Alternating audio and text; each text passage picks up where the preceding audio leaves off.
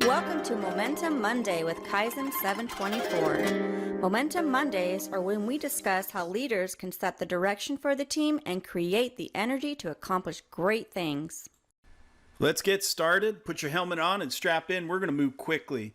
What is momentum? Momentum in physics is mass times motion. And so as leaders, it's a great metaphor because it's a vector quantity, meaning it has a direction, and we supply that direction, don't we?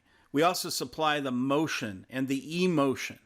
So how are we going to do that on Momentum Mondays? Well, as a leader, it's important that you set the tone and create focus on a worthy set of objectives.